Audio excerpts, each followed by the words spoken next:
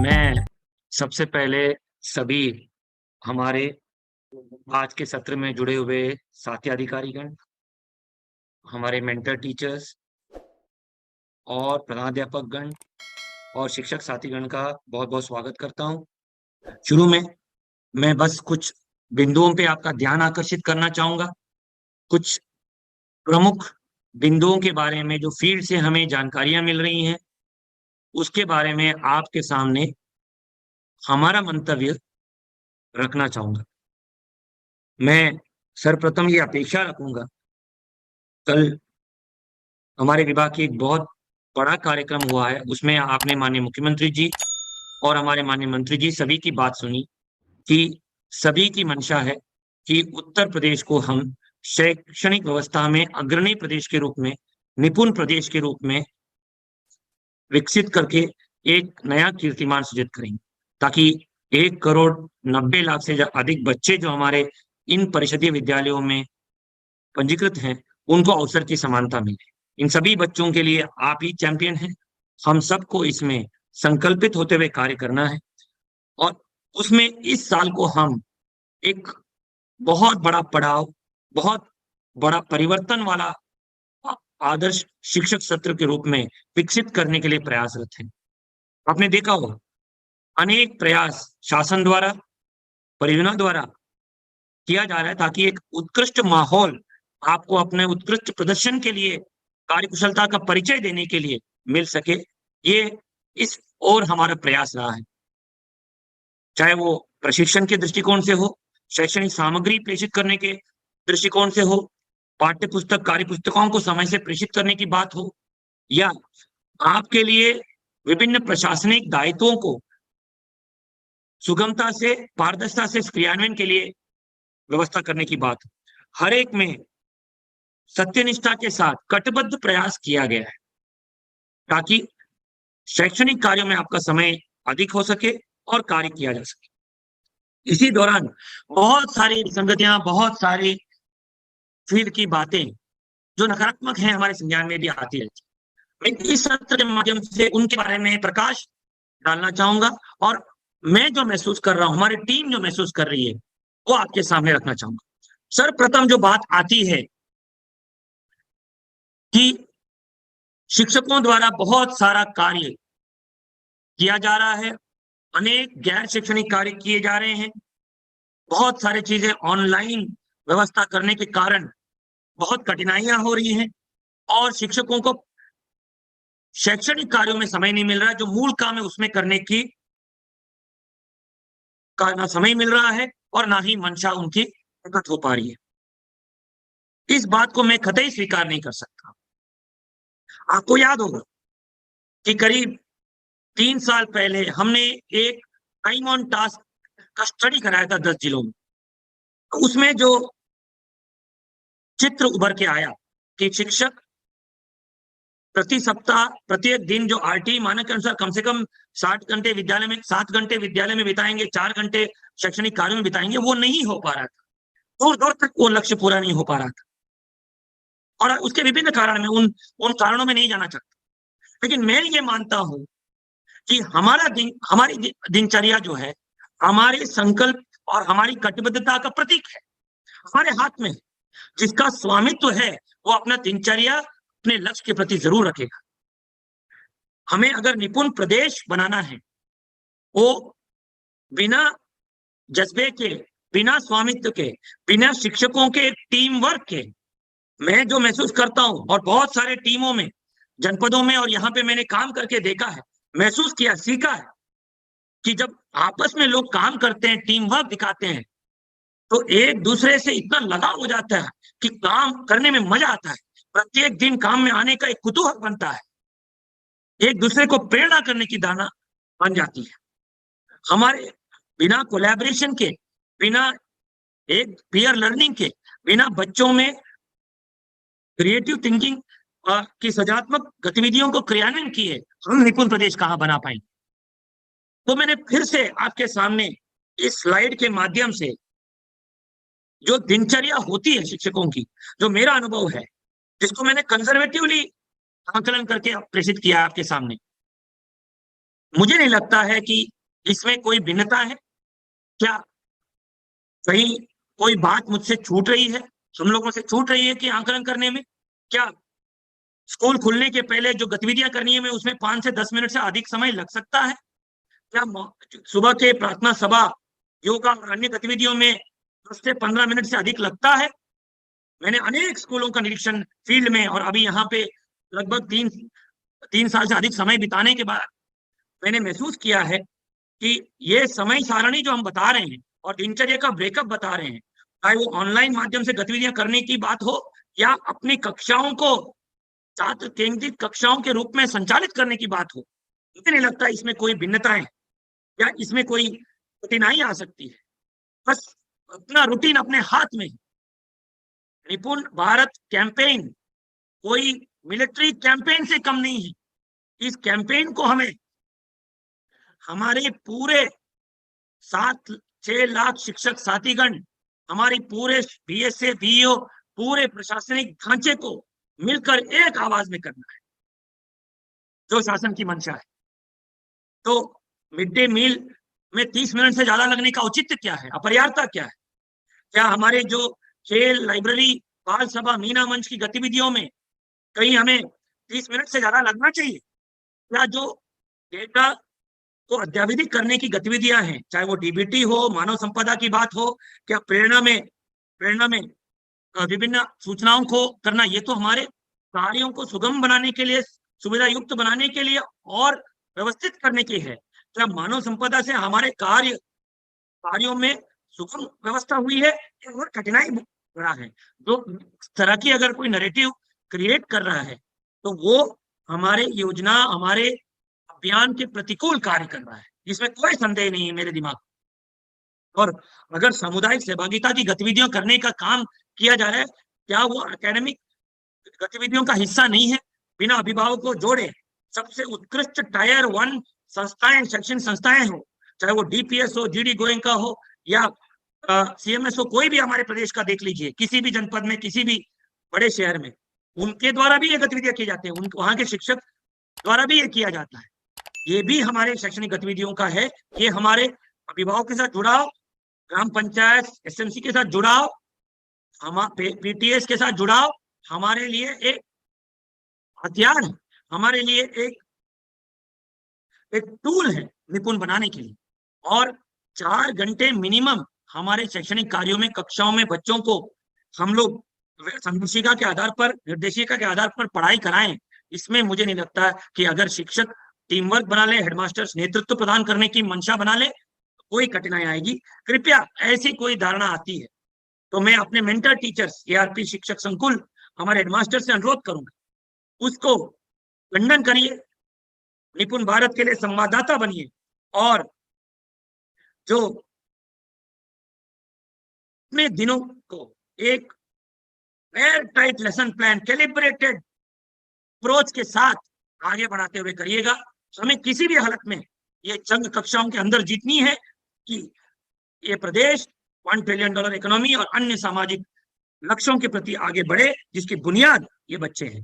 तो कृपया करके शिक्षा संचालन में अपने गतिविधियों को, शैक्षणिक गतिविधियों में समय, टाइम ऑन टास्क में कोई समझौता किसी भी हालत में ना करें। नेक्स्ट, एक और बात जो सामान्यता मेरे संज्ञान में आती है कि निपुण प्रदेश बनाने के लिए बाधा है कि शिक्षकों की कमी।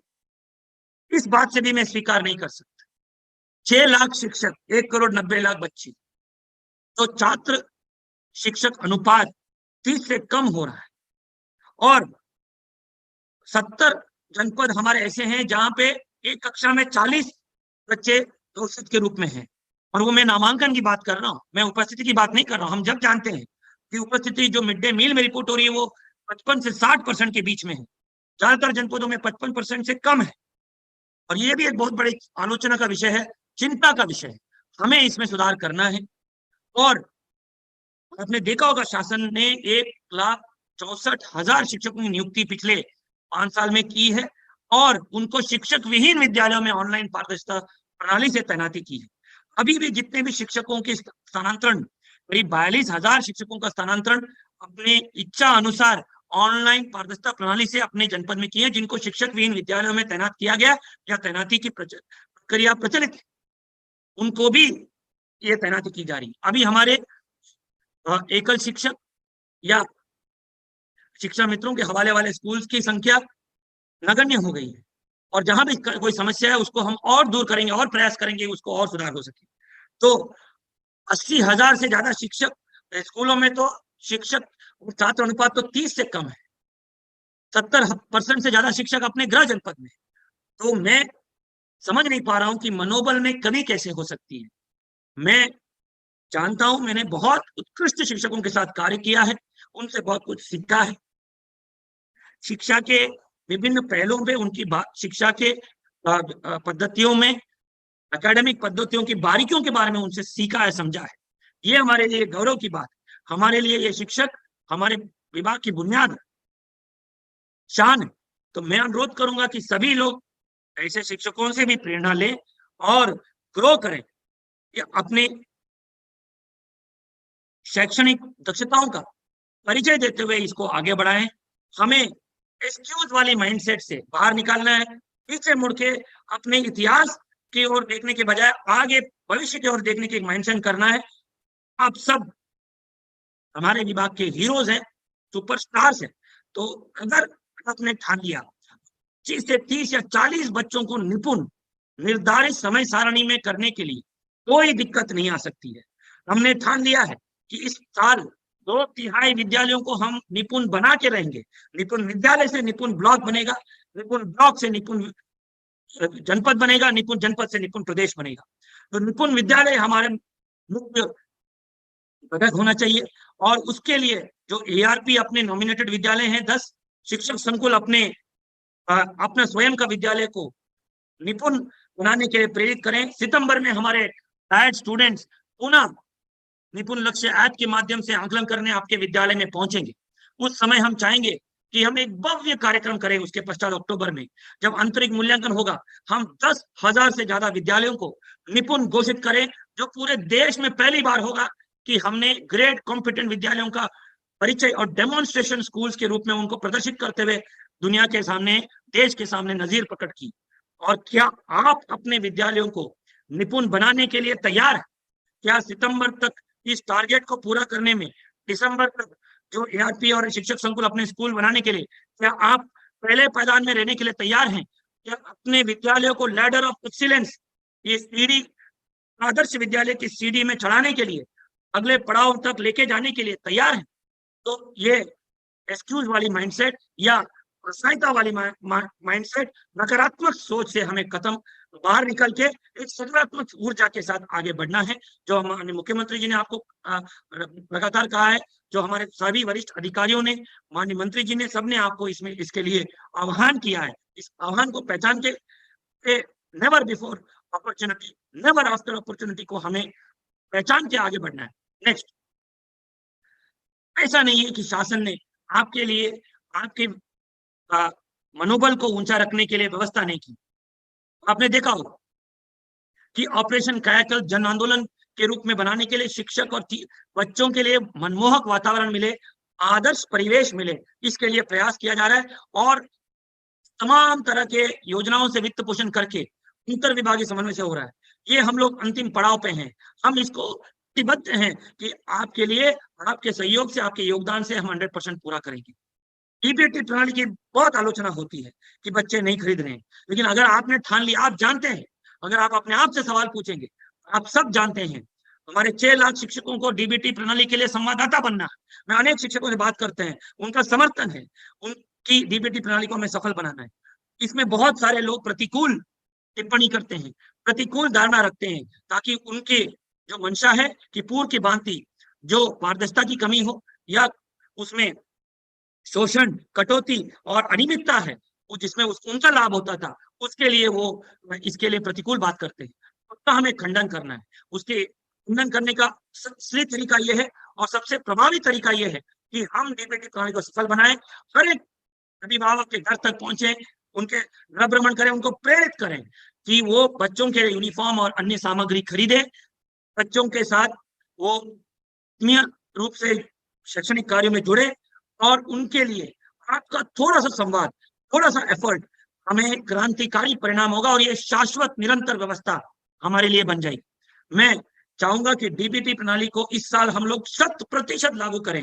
हर एक परिवार के बच्चे तक धनराशि हस्तांतरित हो जाए, उनके आधार सीडिंग में कोई समस्या आती है तो उसको दूर करें। हमारे यहाँ से विद्या समीक्षा केंद्र के माध्यम से लगातार अभिभावक तक फोन जाएगा, जहां पे उनके लिए उनसे प्रतिकूल टिप्पणी आती है तो उसके लिए उत्तरदायित्व निर्धारित करने की कार्रवाई की जाएगी। हम लोग बीसी सखी मॉडल लागू कर रहे हैं ताकि जो गांव में बीसी सखी है वो कार्यकर्ता संपर्क करके अभिभावकों को वहीं पे विड्रॉ करने की फैसिलिटी मिल जाए, 1200 रुपए उनको घर के दरवाजे पे मिल जाए। इसके लिए आपको भी थोड़ा प्रयास करना पड़ेगा।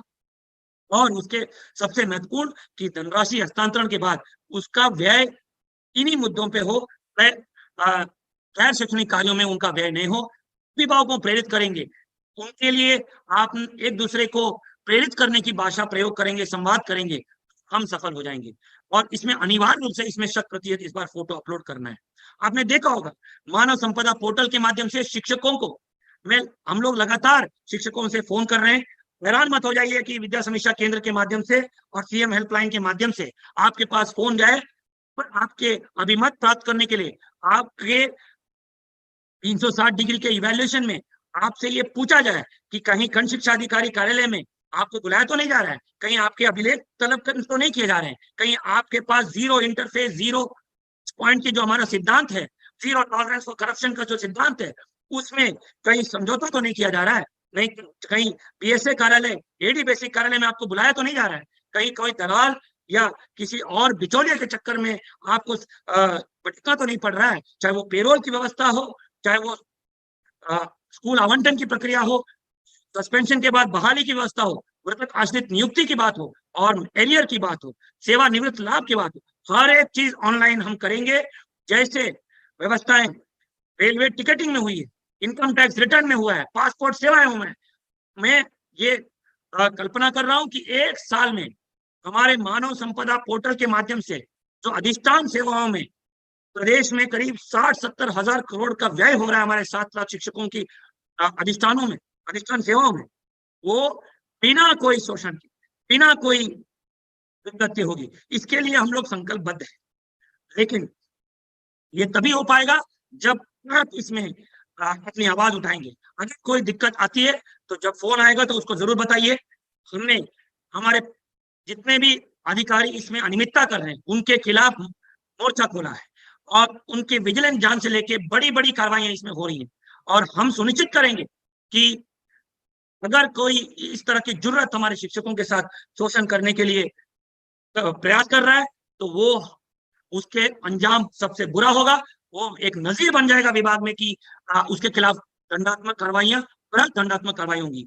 इसी तरह अगर कोई और शिक्षक, चाहे वो एआरपी हो, कोई किसी भी पदाधिकारी हो, किसी भी स्तर के लोग हों, अगर हमारे शिक्षकों का शोषण कर रहे हैं निरीक्षण के नाम पे या सहयोगात्मक पर्यवेक्षण के नाम पे, बैठकों के नाम पे शिक्षकों को गैर शैक्षणिक कार्यों में बाध्य कर रहे हैं या उनका विभिन्न अधिष्ठान सेवाओं में शोषण कर रहे हैं, उनके खिलाफ भी 360 डिग्री का हम लोग इवैल्यूएशन कर रहे हैं और ये प्रक्रिया निरंतर चलती रहेगी।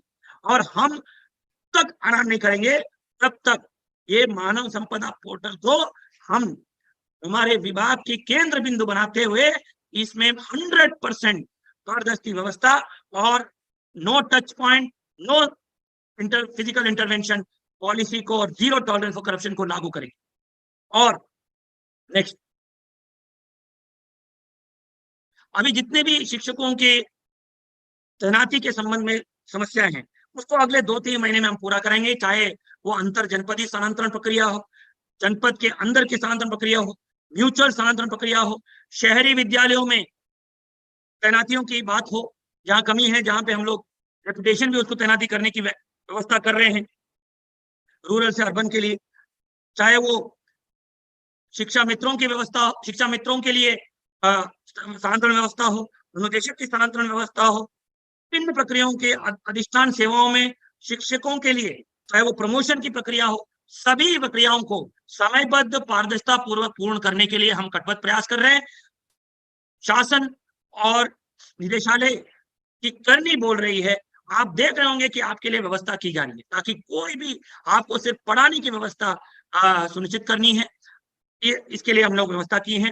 और आपने देखा होगा पिछले 3-4 सालों में शासन द्वारा, मैं अनेक शिक्षकों से बात करता हूँ, कक्षाओं में, स्कूलों में शैक्षणिक सामग्री, चाहे वो लाइब्रेरी किताबें हो, स्पोर्ट्स इक्विपमेंट हो, मैथ साइंस किट्स हो, प्रिंट रिच बिग बुक्स और पोस्टर कॉन्वर्जेशन चार्ट्स हो, सहज किताबें हो, और हमारा मैनुअल, टीचर गाइड, संदर्शिका, निर्देशिका, जिसको शिक्षक स्वयं इसका सबसे अच्छा मैनुअल मानते हैं, और ये विश्वास जताते हैं मुझे, बार बार हमारा हौसला वर्धन करते हैं कि अगर इससे पढ़ाया जाएगा तो 6 महीने से 1 साल के भीतर कोई भी बच्चा, चाहे वो आउट ऑफ स्कूल बच्चा भी हो, दिव्यांग बच्चा हो, या बहुत पीछे चल रहे बच्चे भी हों, उनको मुख्य धारा से जोड़ के ग्रेड कॉम्पिटेंट बनाया जा सकता है। जब शिक्षक ऐसे विश्वास जता रहे हैं तो हमको उत्साहवर्धन होता है।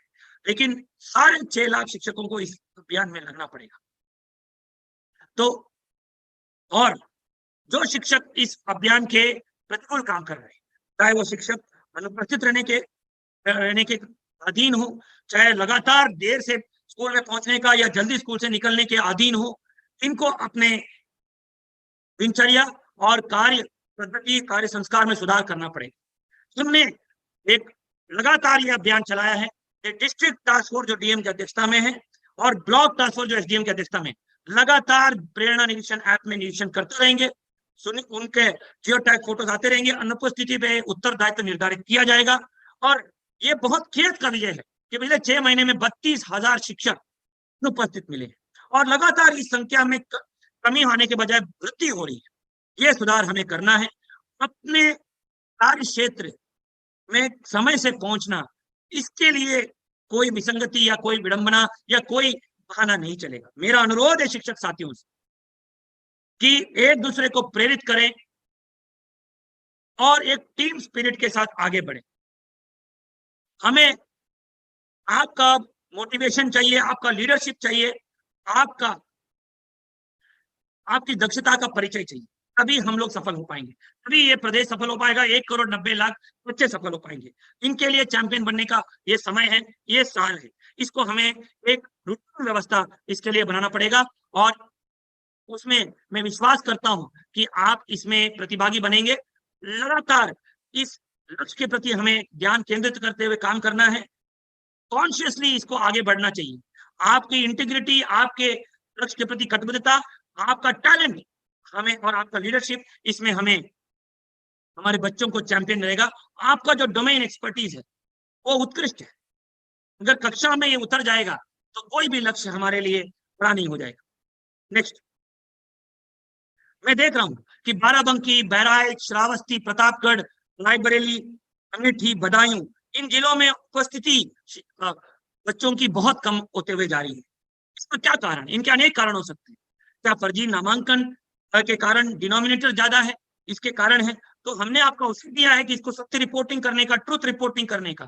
मेरा अनुरोध है कि आप ये अवसर को पहचानिए। और अभी हम लोग यूडाइस में आधार डेटा बच्चों का ले रहे हैं। अभी हम लोग यूनिवर्सल लर्नर पासपोर्ट, जिसमें हमारे अवसर एक नई परियोजना शुरू हो रही है। जैसे परिषदीय बच्चों का आधार ऑथेंटिकेशन हुआ है, वैसे ही प्राइवेट बच्चों का भी, प्राइवेट विद्यालयों के बच्चों का भी हम आधार ऑथेंटिकेशन करके उनको एक यूनिक आईडी देंगे। आंगनवाड़ी से लेके हायर एजुकेशन तक बच्चों को एक यूनिक आईडी मिलेगी और वो उनको सशक्त बनेगा, उनके परिवार को सशक्त बनाने का एक ऑथेंटिकेटेड सर्टिफिकेट, उनके चाहे वो शैक्षणिक अभिलेख हो, गैर शैक्षणिक अभिलेख हो, वो डिजी लॉकर में रहेंगे और उनका वो नंबर आंगनवाड़ी से लेके हायर एजुकेशन तक उनको बच्चों का ड्रॉप आउट रेट और विभिन्न जो हमारी शैक्षणिक व्यवस्थाओं की समस्या है उनको ट्रैक करने में हमें मददगार होगा। बहुत क्रांतिकारी परिवर्तन होगा। तो उसमें अगर कोई बच्चे अगर दोनों जगह पे नामांकित है, वो पकड़ में आ जाएंगे। तो ये अवसर है उस व्यवस्था को लागू करने के पहले ही हम अपना डेटा को क्लीन अप करें। एमडीएम ना चलने की वजह से अटेंडेंस कम है, एमडीएम के लिए पर्याप्त धनराशि दी गई है, इसको एक सुव्यवस्था के साथ आप चलाएं, अच्छी व्यवस्था के साथ जो हमने एसओपी स्कूल के लिए दी है एमडीएम संचालन के लिए, तो उसी अनुसार एसओपी के अनुसार चलाइए, रसोइयों का मनोबल ऊंचा रखिए और उसको करवाइए। क्या शिक्षकों की अनुपस्थिति या गवर्नेंस का इशू हमारे शिक्षकों, हमारे स्कूलों में अटेंडेंस को कम करते हुए जा रहा है? क्या पेरेंट्स के साथ हमारा रुझान नहीं है? क्या पेरेंट्स ने हमारे सरकारी स्कूलों के प्रति आस्था खो दिया है? क्या प्राइवेट स्कूलों पे आस्था है, तो हमारे स्कूलों में निपुण भारत कैंपेन और हमारी शैक्षणिक गतिविधियां, इनमें हम उनको प्रदर्शित करें, उनको एक भ्रमण करके दिखाएं ताकि उनका रुझान बढ़े। हमने देखा है जहाँ अच्छे विद्यालय चल रहे हैं, जहाँ टीचर्स का जज्बा है, जहाँ टीचर्स का टीम वर्क है, जहाँ हेडमास्टर्स का लीडरशिप है, वहां पे तो 90% अटेंडेंस दिखता है। ये परिणाम। और जब 6 लाख शिक्षकों को इतनी अच्छी व्यवस्था, चाहे कायाकल्प, मानव संपदा, डीबीटी व्यवस्था, इतने बड़े निवेश शासन द्वारा किया है, तो ये हमारा दायित्व बनता है कि हम हमारे शासन के लिए, हमारे बच्चों के लिए हम अपना रिटर्न उपलब्ध कराएं और उसको सुनिश्चित कराएं। हमें एक दूसरे को गौरवान्वित महसूस करना है, एक दूसरे के को प्रेरित करना है कि वो अपना बेस्ट ब्रिलियंस हमें लाए, हमें प्रायोरिटाइज करके आगे बढ़ना है। नेक्स्ट। लेकिन ये जो चिंता का विषय कि अटेंडेंस गिरते जा रहा है, इसको हमें सुनिश्चित कराना है। मैंने डीबीटी की बात विस्तार में कही है। मैं अनुरोध करूंगा कि कल रात को जब हम लोगों ने आधार ऑथेंटिकेशन किया तो काफी जगह आधार सीडिंग में मिसमैच मिला है। जितने भी मिसमैच मिले हैं जिनको आपको पुनः प्रेषित किया जा रहा है, उनकी सीडिंग में जितनी भी विसंगतियां हैं उसको पुनः करें, ताकि जितने भी हमारे 1,90,00,000 बच्चे हैं, सभी के खाते में हम लोग धनराशि अगले 1 सप्ताह 10 दिन के भीतर हस्तांतरित करें। हमारे पास बजट उपलब्ध है, सारी व्यवस्थाएं उपलब्ध हैं। स्कूल वार जो गैप है, प्रिंसिपल्स को अध्ययन करना है, ब्लॉक वार गैप्स को बीओस को अध्ययन करना है। जो बच्चों का आधार सीडिंग नहीं हो पाया, आधार नहीं बन पाया, ब्लॉक में जो मशीनें उपलब्ध हैं, जो हमारे पार्टनर्स हैं जिनके उपलब्ध मशीनें उपलब्ध हैं, जो हमारे श्रीटाउन संस्था के माध्यम से न्याय पंचायत में कुछ जगहों पे आधार मशीनें आ गई हैं, हमारे आपूर्तिकर्ता वहां पे शिविर लगाए हुए हैं, उनके माध्यम से नया आधार बनाना, आधार विवरण को अद्यावधिक त्रुटि विहीन करना, ये सुनिश्चित करके हमें आगे बढ़ना है। और इसके लिए आपको लगातार सुधार करते हुए, कोलैबोरेशन करते हुए इनके साथ काम करना है। तो डीबीटी व्यवस्था को इस बार हमें बहुत सफल बनाना है। नेक्स्ट। एक बहुत महत्वपूर्ण सुधार हम लोगों ने किया है। आपने देखा होगा कि हमने आपके 30-40 रजिस्टर्स को कम करते हुए टाइम एंड मोशन जियो के माध्यम से उसको 14 रजिस्टर्स पंजिकाएं हैं के बारे में शासनदेश जारी किया था। इन रजिस्टर्स को हम ऑनलाइन किए हैं। अभी आपको प्रेरणा पोर्टल पर भी इनको ऑनलाइन करना है। इसके बारे में विस्तार में आज हमारे विशेषज्ञ आपसे साझा करेंगे, इसकी तकनीकी बातें बताएंगे। ये बहुत बड़ा क्रांतिकारी परिवर्तन है, चाहे वो छात्र उपस्थिति हो, मध्याह्न भोजन हो, पुस्तकालय और कार्य पुस्तिकाओं का प्रेषण हो, हर एक कार्य ऑनलाइन माध्यम से ही हम लोग डेटा कलेक्ट करें, उसको डिजिटाइज बनाएं। उसके अनेक लाभ हैं आपके लिए। जितने भी ऑडिट ट्रेल है, जितने भी आपका रिकॉर्ड डॉक्यूमेंटेशन है, वो सरल हो जाएगा, सुगम हो जाएगा, समय की बचत होगी, लागत की बचत होगी और हमेशा के लिए रिकॉर्ड रहेगी। जो सही रूप से अपना विद्यालय चला रहे हैं, जो प्रिंसिपल्स का नेतृत्व दिख रहा है, उनके लिए वरदान से कम नहीं। हाँ, जहां विसंगतियां हैं वहां पे इसकी आपत्ति जरूर रहे, लेकिन ये स्वीकार नहीं है। ये अवसर है कि हम इन सारे विसंगतियों को दूर करें। जितनी नकारात्मक चीजें हैं, जितने भी हमारे प्रतिकूल बातें हैं, उन सबको खत्म करके एक नई शुरुआत, नई उमंग के साथ करें। डिजिटाइजेशन रजिस्टर्स को हमें सफल बनाना है। हमने अनेक टीचर्स से फीडबैक लिया और उनके द्वारा इसका समर्थन दिया है। हमें सामूहिक रूप से इसको सफल बनाना है, एक दूसरे को समर्थन करते हुए डिजिटाइजेशन रजिस्टर्स को सफल बनाना है। इस साल एक बहुत बड़ा कदम हम उठाए। नेक्स्ट। सभी हमारे अपर प्राइमरी विद्यालयों में, माध्यमिक विद्यालयों में स्मार्ट क्लास और आईसीटी लैब्स प्रेषित हो रहे हैं। उत्कृष्ट कंटेंट आपको दीक्षा, जियो एम्बाइब के साथ हमारा पार्टनरशिप पे, चाहे वो गणित, विज्ञान, टेस्ट प्रिपरेशन बच्चों के लिए तैयार करने का इतना अद्भुत कंटेंट आपको स्मार्ट क्लास और टैबलेट्स के माध्यम से प्रेषित किया जा रहा है। अति शीघ्र अगले 3-4 महीने में ये सारी डिजिटल सामग्री जो करोड़ों का निवेश सरकार द्वारा किया जा रहा है, वो आप तक प्रेषित किया जाएगा। शिक्षाओं का और स्कूलों का वातावरण पूरी तरह परिवर्तित हो जाएगा। कल्पना करिए जब एक IFP स्क्रीन का वहां पे अद्भुत स्क्रीन लग जाएगा, कंप्यूटर डिवाइस आ जाएगा, उत्कृष्ट कंटेंट आपका रहेगा, आपको पढ़ाने में कितना मजा आएगा, बच्चों को पढ़ने में कितना मजा आएगा, कितना बड़ा परिवर्तन स्कूलों में दिखेगा। ये एक क्रांतिकारी परिवर्तन। इसको सफल बनाने के लिए हमने लिखित में जारी किया है कि सारी तैयारी उसमें पूरा करें, चाहे वो विद्युतीकरण, आंतरिक वायरिंग सुनिश्चित करने की बात हो, या वहां पे व्यवस्थाएं करने की बात हो, पंचायत के साथ मिलकर कायाकल्प अंजाम तक पहुंचाने की बात हो, ये सारी व्यवस्था, या दीक्षा को एक जन अभियान बनाने की बात, इनको हमें पूरा करना है। नेक्स्ट,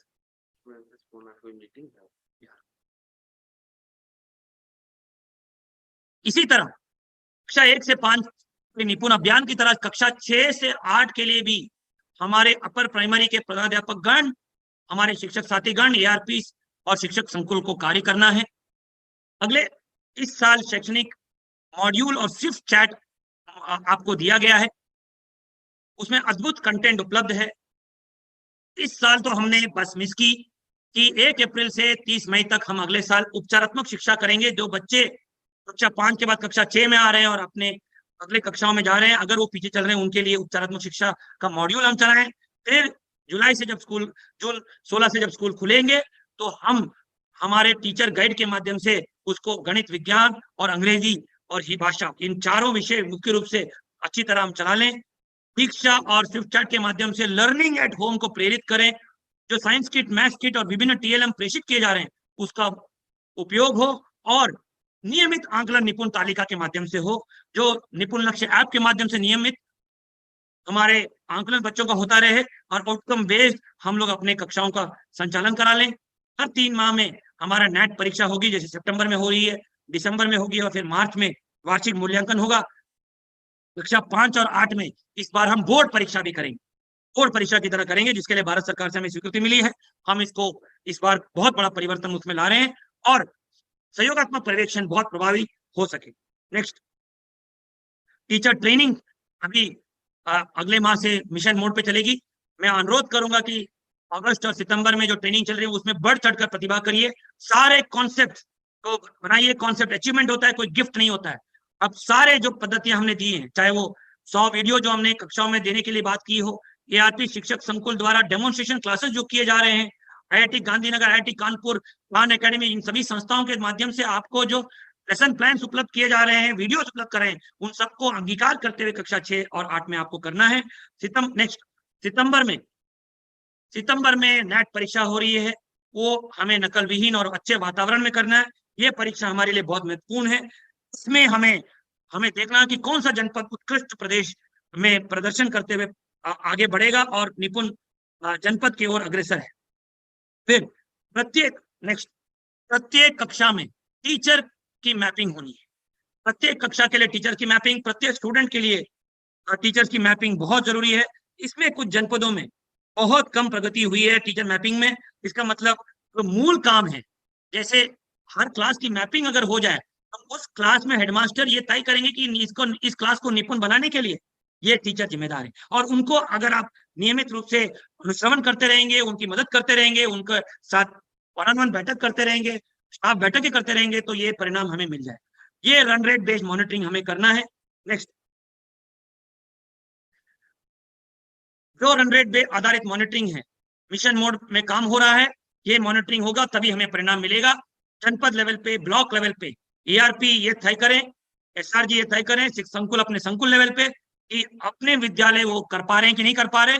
अगर वो अपने विद्यालयों को सारे निपुण टूल किट जो हमने दिया है वो प्रयोग करते हुए करेंगे, तो हम 2/3 विद्यालय इस साल के अंत तक निपुण बना देंगे, और उसके आंतरिक मूल्यांकन और स्वतंत्र बाह्य एजेंसी से मूल्यांकन कराते हुए सफल हो पाएंगे। कितना बड़ा परिणाम होगा, कितनी बड़ी छलांग होगी हमारे शैक्षणिक व्यवस्था के लिए और प्रदेश की आर्थिक और सामाजिक व्यवस्था के लिए। तो इसको रन रेट आधारित मॉनिटरिंग हम पूरा कराएंगे। इस सत्र की एक मुख्य लक्ष्य यही है। ये सब तभी हो पाएगा कि एक नए कार्य संस्कार हम लोग हमारे ऑर्गेनाइजेशन में लाएं, हमारे इस पावन संस्था में, इस पावन विभाग में लाएं, हमारे कार्य क्षेत्र में, चाहे वो स्कूल हो, कक्षाएं हो, ब्लॉक लेवल पे बीआरसीज हो, डायट्स हो, हमारे बीएसए कार्यालय हो, निरंतर सुधार की एक धारणा लाएं। हमेशा लर्निंग और सीखने की चाह, बच्चे की तरह एक क्यूरियोसिटी, चाइल्ड लाइक क्यूरियोसिटी हम इसमें लाएं। आपस में पार्टनरशिप, टीम, कोलैबोरेटिव लर्निंग लाएं। सबको एक साथ लेने की एक धारणा लाएं, सबको सुनने की, एक दूसरे में हम लोग एक नॉर्म्स ऑफ बिहेवियर सेट करें कि मीटिंग में समय पे आएंगे, सबको बोलने का अवसर मिलेगा, सबकी बात का सम्मान करेंगे। अगर कोई प्रतिकूल बातें आती है तो उसमें भी कॉन्फ्लिक्ट अगर आ रहा है तो कॉन्फ्लिक्ट में भी हम लोग उसको रेवल करेंगे और उसमें कोशिश करेंगे कि कॉन्फ्लिक्ट रेसोल्यूशन होके एक आम सहमति बने। एक्सक्यूज वाली माइंडसेट को छोड़ के सोल्यूशन ओरिएंटेड प्रॉब्लम सॉल्विंग के हम लोग करें। अगर कोई अच्छा काम किया है, कोई अभिनव प्रयास हुआ है, कोई एकेडमिक पद्धति सफल हो रही है तो उसको कॉपी पेस्ट करके हम लोग उसको आगे बढ़ाने, उस पर गर्व महसूस करें। हर वक्त इंटीग्रिटी और हमारी पारदर्शिता में कोई समझौता ना हो। बिना इंटीग्रिटी के कोई लीडरशिप नहीं हो सकती। बिना इंटीग्रिटी के कोई कक्षा संचालन से लेके कोई अभियान सफल नहीं हो सकता। हर स्तर पर हम लोग एक्टिव लिसनिंग करें। एक्टिव लिसनिंग में हम एक दूसरे के साथ सही मन से सुने, उनके बातों को ध्यान से सुने। सिर्फ ऐसा नहीं है कि सुनने के लिए नाटकीय या नौटंकी करते हुए सुने। हर स्तर पर उनका हम लोग जो उनकी बातें हैं उसको समराइज करते हुए, चाहे वो संकुल की बैठक हो, एआरपी को आगे बढ़ा लें, उसके बारे में एक आम धारणा बना लें, आम सहमति बना लें सबके साथ मिलकर। यह अभियान तभी सफल होगा जब हमारे हर शिक्षक आवाज उठाएगा। अगर कहीं गलत हो रहा है उसके लिए आवाज है। आपको इस अभियान में सबसे हमारे कमजोर टीचर, सबसे यंगेस्ट टीचर हो, हमारे शिक्षा में निर्देश हो, उनमें भी हौसला भरना, आत्मविश्वास भरना है। विशेषकर एआरपी शिक्षक संकुल, ये अभियान सिर्फ सहयोगात्मक पर्यवेक्षण का नहीं है। सहयोगात्मक पर्यवेक्षण के दौरान आपको उनमें विश्वास जगाना है। हर एक पद्धति जो हमने दी है, हर एक गतिविधि है, उसमें प्रोसेस एडेरेंस हो, एक दूसरे के पास एक दूसरे के प्रति हमारी संवेदना, हम निरंतर अपने आप में निवेश करते रहे, सीखते रहे, समझते रहे। इतना अद्भुत कंटेंट आपको प्रेरणा यूट्यूब चैनल में दीक्षा पोर्टल पर दिया है। प्रत्येक दिन कक्षा चलाने के पहले 15 मिनट उस वीडियो को देख के उसके अनुसार करा लें। हमारा हर तरह का लीडरशिप आई बॉल लीडरशिप हो। आप हर स्तर पर जा रहे हैं और उस लेवल पे हो, बीईओ टीचर्स तक पहुंचकर लीडरशिप दे। बीएसए, हमारे एआरपी शिक्षक संकुल, टीचर हेडमास्टर की मीटिंग और हमारे स्कूल लेवल पे पहुंच के लीडरशिप दे। हमारी विनम्र ह्यूमिलिटी और हमारा विनम्र बर्ताव हमारी एक आदत बन जाए। हमें कर गुजरने की एक स्पिरिट के लिए हम लोग सभी के सामने जाने जाएं। सबके सामने हम लीडरशिप एग्जाम्पल के साथ चलाए हैं। एक दूसरे के प्रति एक प्रतिस्पर्धा, एक स्वस्थ प्रतिस्पर्धा हम सृजित करें। एक दूसरे के प्रति सम्मान, एक दूसरे के प्रति विश्वास और एक दूसरे को प्रेरित करने की बात है। और ये अभियान ऐसा है जहां पे आप अपने क्रिएटिव रिस्क ले सकते हैं, अपने क्रिएटिविटी उजागर कर सकते हैं। जिनमें भी कुछ करने की चाहते उनको मैं आह्वान करूंगा कि आप अपने सारे फैकल्टीज, अनुभव, जितने भी आपके सीख है, उस सबको अपने कक्षाओं में उतारें और आप सबके इन प्रयासों से हम निपुण प्रदेश बने। मैं इस सत्र के महत्वपूर्ण कड़ी, जब हमारे बच्चे वापस स्कूल में आए हैं, इस सत्र में आपको जुड़ने के लिए बहुत बहुत आभार प्रकट करना चाहूंगा। उम्मीद करता हूं कि आज इस सत्र में जितनी भी चर्चाएं होंगी उसको आप 100% हमारे स्कूलों में, हमारे कक्षाओं में लागू करेंगे और इस सत्र को हमारे विभाग के इतिहास में एक मील का पत्थर और एक क्रूशियल माइलस्टोन के रूप में देखा जाएगा। आइए सब मिलकर निपुण प्रदेश बनाने की ओर अपना अपना योगदान, अपना अपना नेतृत्व। जय हिंद।